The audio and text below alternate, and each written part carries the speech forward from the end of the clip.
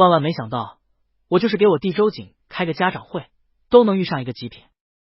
快迟到了，急匆匆的路过操场时，我弟周瑾叫住了我。哥，我本能的朝声音的方向瞥了一眼，人多，没看到我弟。可我在数十歪瓜裂枣中看到了个极品。篮球场中央站着一个最耀眼的男生，他穿着一套黑色的运动服，灵活的运球起跳。我松了松细的板正的领带。今天的阳光过分热烈了，一向不怎么怕热的我都感觉到身体燥热起来了。我看人一向首先看脸，其次是身材。这个男生的脸仿佛是被精雕细琢过，漂亮的不像话。至于身材，健美的体型没有一点多余的赘肉。毫不夸张的说，他比我见过的所有男明星都俊俏。感觉我有一点点心动。周瑾一边喊我一边朝我走过来。等他走近了，我劈头盖脸的训斥了他，不是开家长会吗？都到点了，你还在这打篮球？周瑾有点委屈。开家长会，顾名思义就是家长开的会。我去干什么？哦，知道了。我看着篮球场中央，状似随意的问，那些都是你同学？对，周瑾一脸骄傲的指着让我来了感觉的男生，他叫许唯一，是我们学校的校草，也是我最好的朋友。我喃喃道，确实挺帅的，对我胃口。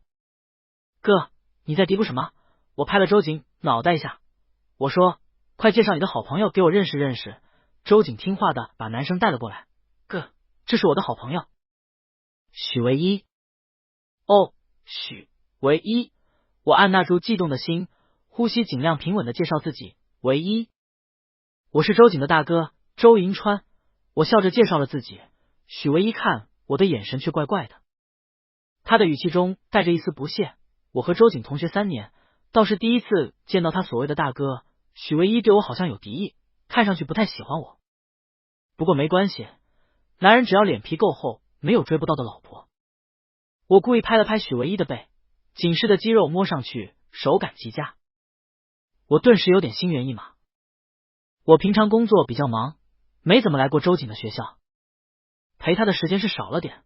我无奈的笑了笑，是我这当哥哥的失职了。周瑾听到我煽情的话，顿时红了眼眶。煽情到这个地步了，我顺势提出下次见面。这样吧，我有空了带你们旅游去。许唯一没说什么，周瑾倒是高兴的应了下来。好啊，哥，就下个月吧，我们放暑假。我想了想，行，我让助理安排。我脑子里飞速运转，想着怎么加许唯一，却被他打断了思路。家长会，你已经迟到10分钟了。周瑾和许唯一就读的 A 大市重点大学，作为一个曾经的大学生，我是真的没想到大学生还需要开家长会。我像个差生一样，百无聊赖的坐在最后一排，老师讲什么我压根不知道。我脑子里全是许唯一，他的英姿勃发，他不屑的小眼神，都让我挺着迷的。我就喜欢带刺的小野猫。好不容易熬到家长会结束，我急忙奔向篮球场。好在他们刚结束，还没离开。晚饭我请周瑾和许唯一去外面下的馆子。本来想去西餐厅，在许唯一面前秀一波西装纱的，奈何两人非要吃火锅。我穿着正装，戴着火锅店的围裙，怎么看怎么奇怪。服务员问要什么口味，我想说鸳鸯锅，却被许唯一抢了先。红锅吧。特辣，他夹了一筷子裹满了红油的青菜到我碗里，有点挑衅的看着我，川哥，你行吧？我咬牙，男人不能说自己不行。行，好消息，这顿火锅拉近了我和许唯一的距离，我加上了他。坏消息，我胃出血了。被我的私人医生小肖训的时候，我正在和许唯一聊天。今天有课吗？出来吃饭？在上课吗？怎么不回我消息？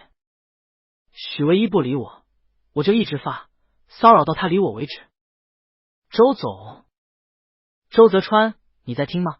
小肖的声音带着一层薄怒，他在气我拿自己的身体不当回事。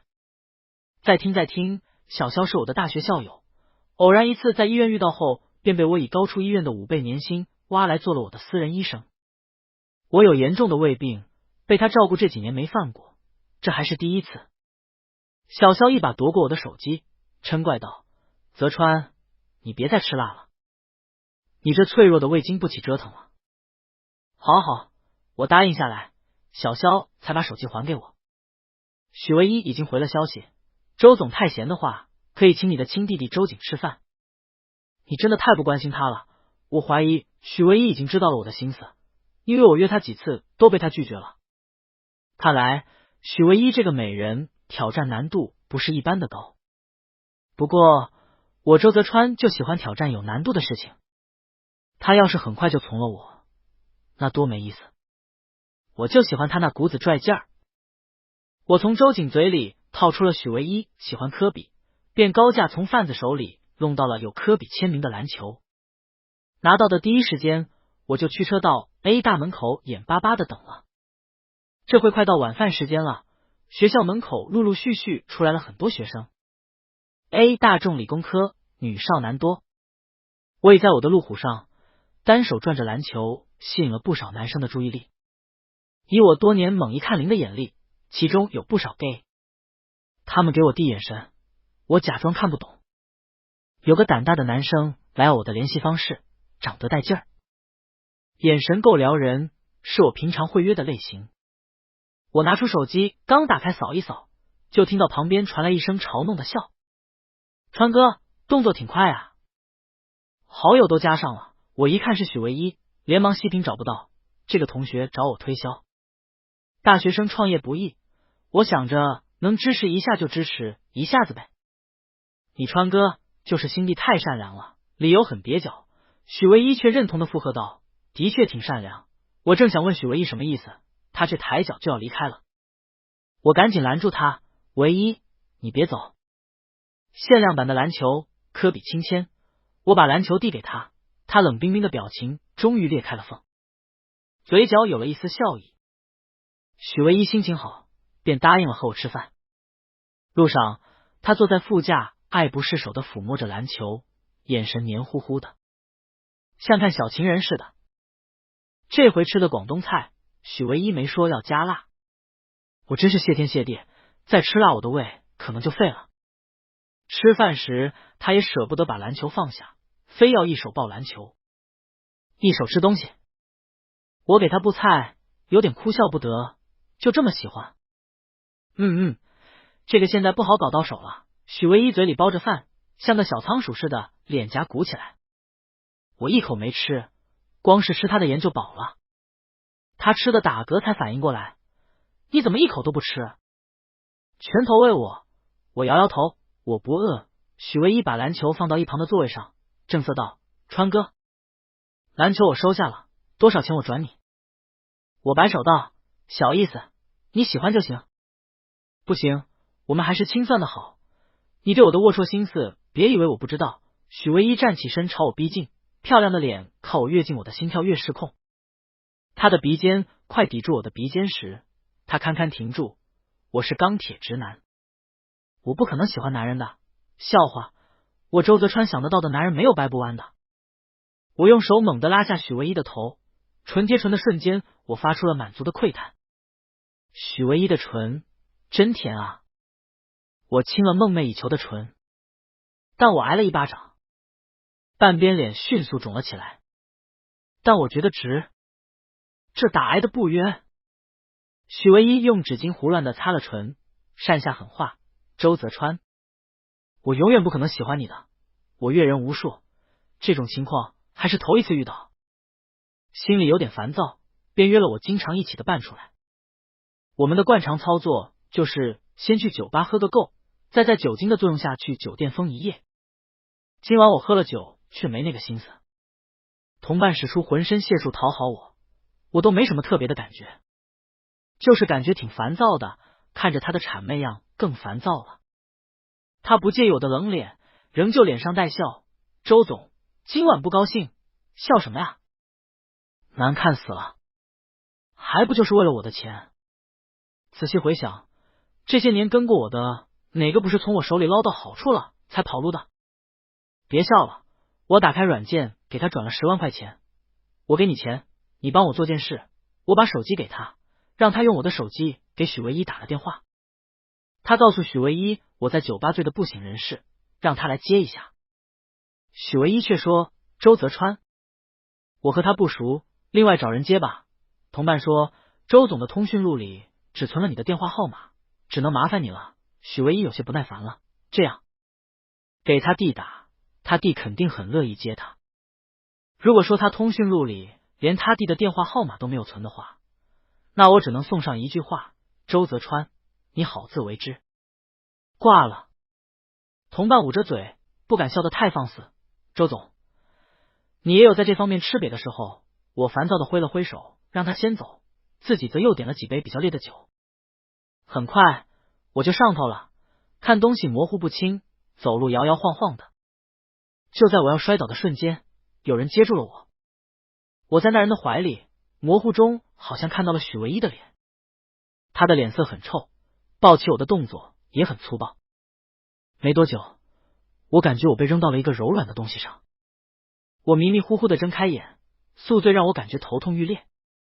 看着头顶的桃红色床幔，我才意识到这是我昨晚订的酒店情趣房。忽然，一条光溜溜的大腿搭到了我的腿上，脚趾轻轻的搔着我的大腿根。我转过头一看，眼前媚眼如丝的男人不就是我昨晚赶走的同伴吗？见我醒了，他便往被子里钻。周总，我来给你服务。稍后我们来个晨间运动吧。不待我答应，他便自顾自的动作起来。之前我挺吃他这一套的，可现在不知道怎么了。我看着他这副舔狗的样子，心里就烦躁。我把他从被子里抓出来，把床头他的衣服丢给他，以后别出现在我面前了。同伴的表情由惊愕变成委屈，他爬过来抱住我的大腿。周总，怎么了？你不是一直都很满意我这样吗？我略显烦躁的掰开他的手。你越界了。昨晚我明明叫你先走了，你怎么还是爬上了我的床？你知道我最讨厌忤逆我意思的人。同伴委屈的哭了出来。不是你叫我过来的吗？昨晚你拒绝我之后，我就在酒吧继续喝酒。后来有个长得很好看的男人说，你叫我过来陪你。好看的男人。我一下子明白过来，这都是许唯一搞的鬼。他这样做是什么意思？我又给同伴赚了10万块钱，打发他走了。我给许唯一打电话，开门见山道：唯一，昨晚你来找过我。许唯一低低的笑了。周总，昨晚过得好吗？我急忙解释，你别误会，我昨晚醉死过去了。和他什么都没发生。许唯一淡淡道，不用解释，我不在乎。我还想解释，许唯一却打断我，周泽川，认识以来，许唯一一直叫我川哥，这还是他第一次叫我的名字。我有种不祥的预感。他继续说，我就算喜欢男人，也不会喜欢你的。我一下愣住了，连为什么都忘了问。许唯一冷冷的笑了，那个男人是你的床伴之一吧？别烦我了，我嫌你脏。自从许唯一说嫌我脏后，我再也没联系过他。他如此羞辱我，我何必巴巴的贴上去？我周泽川不是非他许唯一不可。我周泽川什么时候缺过男人？我开始流连于各个酒吧、夜店，寻找新的目标。我和不同的男人上床，可每次到了最关键的时候，许唯一的脸总是会自动浮现在我眼前，然后我就要了。我怀疑再这样下去，我会得阳痿。为了重振雄风，我不得不再去接近许唯一。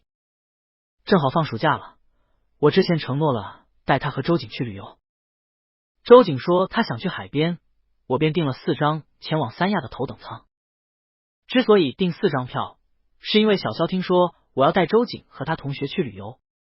小肖怕我照顾不好2个大学生和我自己，便主动提出要照顾我们3个。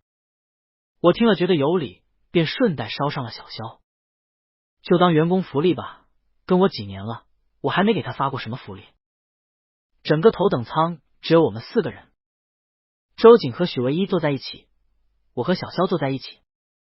等许唯一睡着了，我特意找周瑾换了座位。我坐在许唯一身边，看着他俊美的睡颜，心不可抑制的狂跳起来。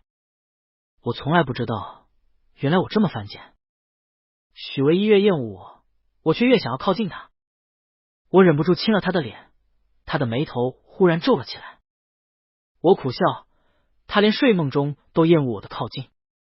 我坐在许唯一身边，只隔了一根扶手，感觉他离我这么近，又那么远。恍惚中，我确定了一件事，我可能不只是单纯的想睡许唯一，我对他好像动了真感情。下了飞机，酒店派了专车来接，到了酒店10天已经擦黑了。坐了大半天，飞机挺累的，我们把餐叫到了房间里吃。暑假是旅游旺季，酒店房间紧缺。出于私心，我以没有房间为借口，只订了2间房。2间房门对门，许唯一、周瑾住一间，我和小肖住一间。我本想把许唯一和我分到一间房，但他肯定不会同意。我便想着迂回一下，等晚上我偷偷找周瑾换一下。小肖睡得早，我看他没什么动静了，便发消息问周瑾：“许唯一睡了吗？”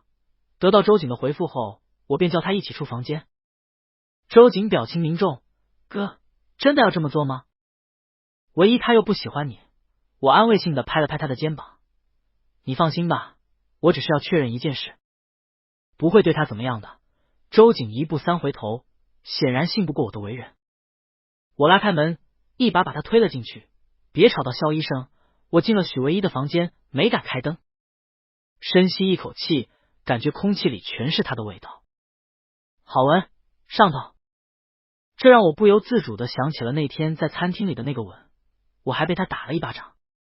当时他说永远不可能喜欢我。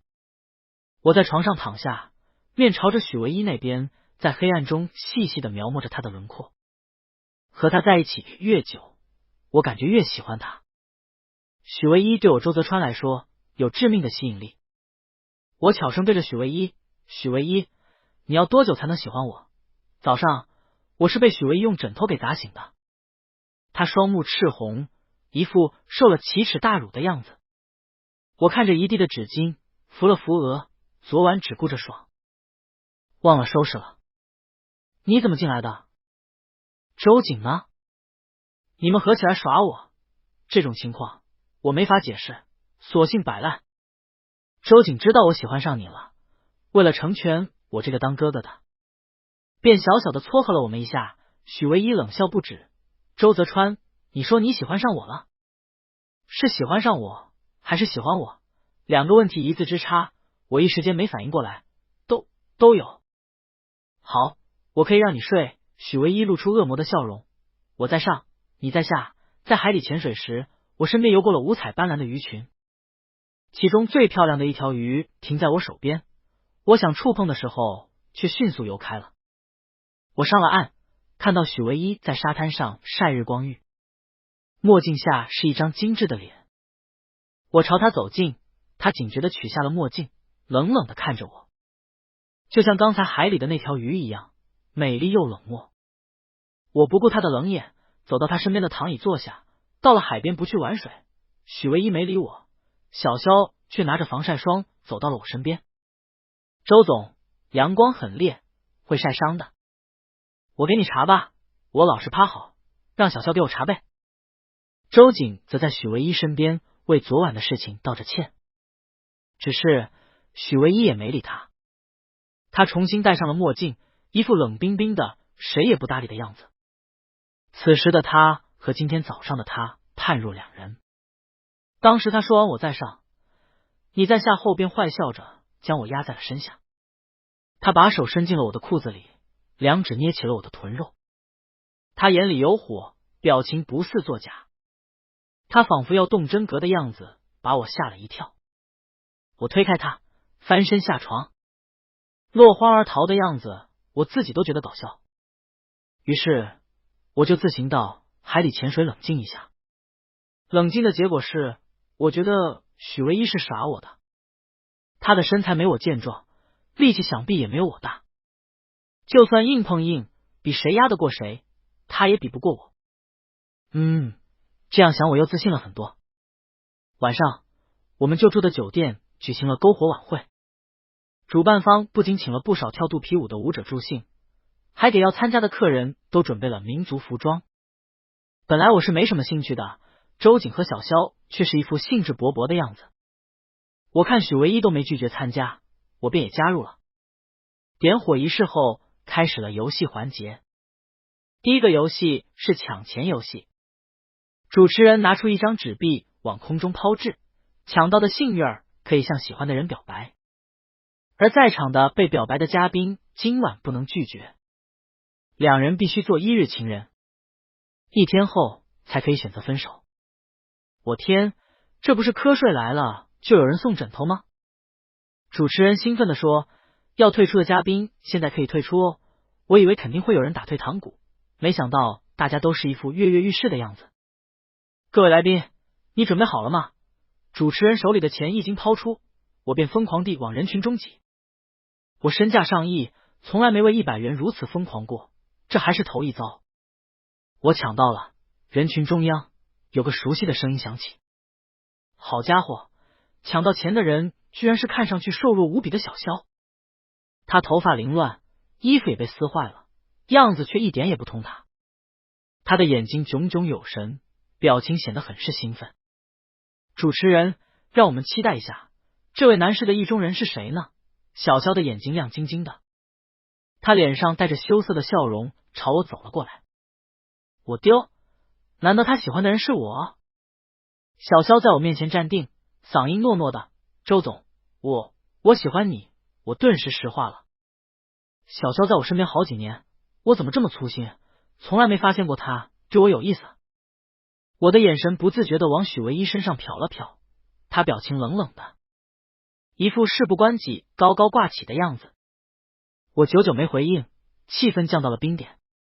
主持人见状打圆场道，是2位男士，让我们恭喜这对幸运的一日恋人。人群起哄完后，我把小萧拉到了海边。小萧，你怎么回事？小萧脸色有点苍白，看上去很怕我，但他的语气却异常固执。周总，游戏规则，你今晚不能拒绝我。难得见到小萧有这么固执的时候，你有什么想法说出来吧，我尽量满足你。但是你要知道，今晚后你就不能在我身边工作了。小萧点点头，说出了他的心里话。小萧本名萧远，是个很出色的医生，就是太出色了，被有心人嫉妒。他被诬陷偷了医院的珍贵药品进行倒卖，监控被毁，又从小萧的办公室里搜出了来源不明的现金。当他被千夫所指的时候，我恰好出现了。我帮他调查清楚了真相，还带着他霸气的从医院离职。他感激我的同时，就爱上了我。事情就是这么简单。小萧的眼睛红红的，我喜欢你周泽川，我嫉妒能待在你身边的每个男人。可是你换男人比换衣服还快，所以我选择隐瞒自己的感情，默默的待在你身边。希望有一天你会主动爱上我。他苦笑着摇头，许唯一出现后，我就知道不可能了。所以我选择勇敢一次，把没能说出口的通通说出来。说到最后，小萧哽咽了。周泽川，感谢你耐心的听我说了这么久，我以后不会再喜欢你了。话毕，小萧踮起脚，将我的头拉下来。他哭着朝我的唇吻了上来。我的唇和他的唇无限接近的时候，我听到他说，我在为你做最后一件事。一股蛮力拉扯我的手臂，将我和小萧分了开来。我转头一看，是许唯一。他双眸猩红，表情是我从未见过的疯狂。许唯一，我话还没说完，就被许唯一的吻狠狠堵回了喉咙里。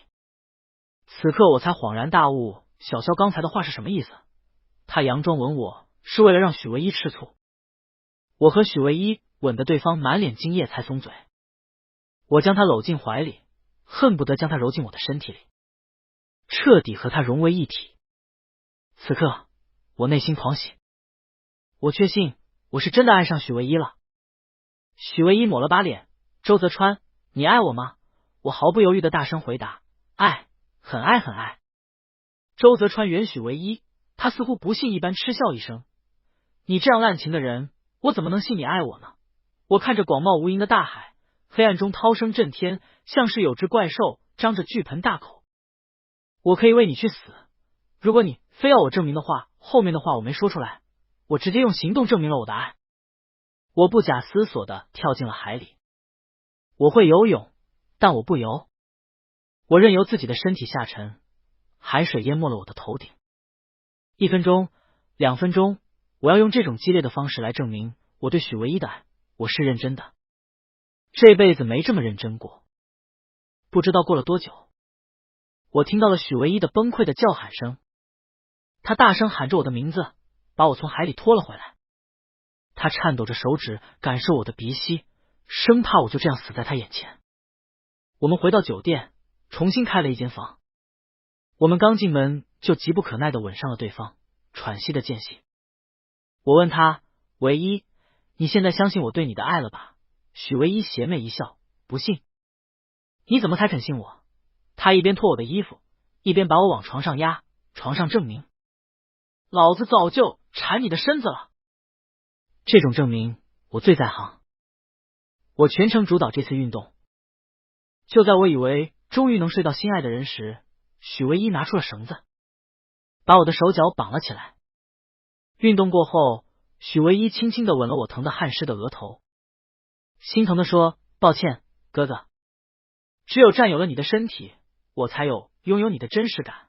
这一晚，我周银川圈内有名的猛攻被压了。我很疑惑，许唯一是什么时候爱上我的？明明上午还对我爱答不理，晚上看见小萧青我就失控了。许唯一笑了笑，缓缓为我讲述了一个男孩子暗恋另一个男孩子10年的故事。大概10年前，我去三亚出差，办完正事就想看到海边溜达溜达。我独自一人在沙滩上闲逛，百无聊赖时，忽然听到了呼救声。只见一个小男孩在海里挣扎，哭着喊救命。我急忙跳进海里，在小男孩将要沉下去时，把他抱上了岸。虽然及时救了上来，但小男孩还是喝了不少水，陷入了昏迷。我给他做了人工呼吸，他吐了些水后悠悠转醒。哥哥，是你救了我吗？见我点头，小男孩扑进我怀里，哭着说谢谢。等他哭够了，才从我怀里抬起头。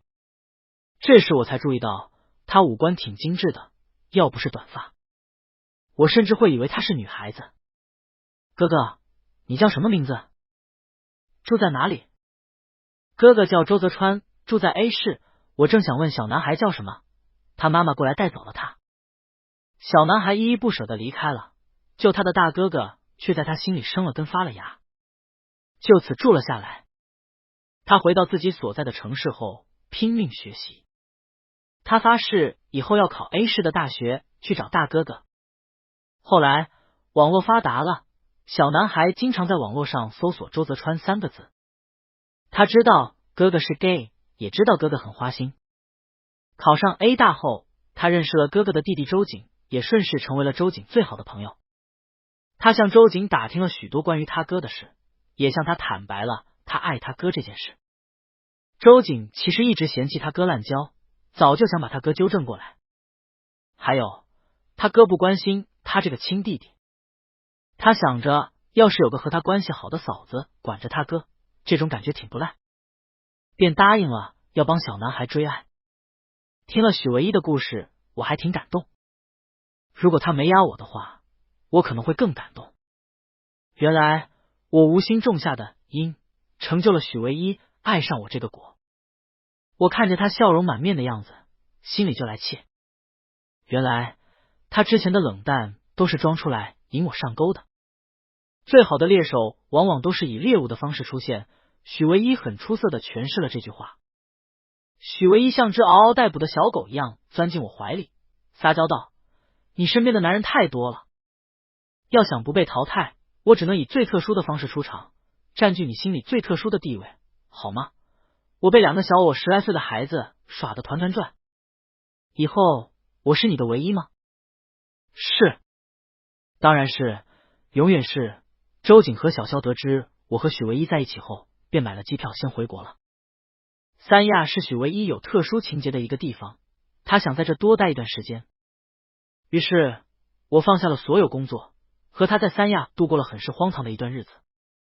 我们整天窝在酒店里，我不问工作上的事，他他不管学业，我们除了吃饭就是做运动。好消息，我也压了许唯一。坏消息，他又压了我。不过我也不在乎谁上谁下了。真正爱一个人的时候，肯定是什么都愿意给他的。后来我们回了 A 市，我耽搁的工作太多，忙碌了好长一段时间后，周瑾和许唯一也到了实习期。毫无疑问，周瑾是肯定要进我公司的。至于许唯一，我征求了他的意见，他也想进我公司，还想给我做男秘书。好家伙，这是要日夜在我身边监视我呢。不过我是心甘情愿被许唯一监视的，谁让他是我的心肝大宝贝呢？我大手一挥，准了。1年后，许唯一大学毕业，我早早的订好了餐厅为他庆祝，同时我还买了对戒，准备向许唯一求婚。这次我订的西餐厅，并且包了场。许唯一来的时候，钢琴师在我的示意下弹起了钢琴曲《致爱丽丝》。许唯一在我的邀请下与我跳了支华尔兹舞弊，钢琴师退场，2个服务生推了餐车过来。我点的不多，但准备了一个2层的蛋糕，上面立着2个小人，是比照10年前的我和许唯一做的，大哥哥把小弟弟搂进怀里的模型。虽然是老掉牙的哄人把戏，但许唯一看着2个小人还是红了眼眶。我正准备说我提前备好的词，却被许唯一抢了先。他从裤兜里掏出一个戒指盒子，深情款款的看着我，川哥，虽然我们在一起才1年，但是我爱你已经11年了。我想问问你，你愿意和我结婚吗？我听到11年3个字，顿时鼻子一酸。许唯一这小子真蠢，他也真能坚持，暗恋10年这种事也坚持得下来。我像初见时拍了拍他的背，睡了他1年了，他身体的每个部位我闭着眼睛都想象得出来，可是他的背部肌肉摸上去依然能让我心猿意马。傻小子，求婚都不会求。我把蛋糕切开，1分为2后露出了一对男士婚戒，这是我专程去国外请大师定做的。我的戒指内圈刻着唯一，许唯一的戒指内圈刻着哥哥。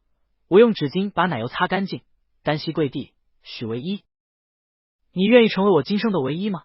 唯一红了的眼眶瞬间掉下泪来。我愿意，哥哥。当天晚上，由于太兴奋，我们做了一个通宵的运动。许唯一整个人都累瘫了，他快睡着的时候，我告诉了他我的结婚计划。许唯一顿时来了精神。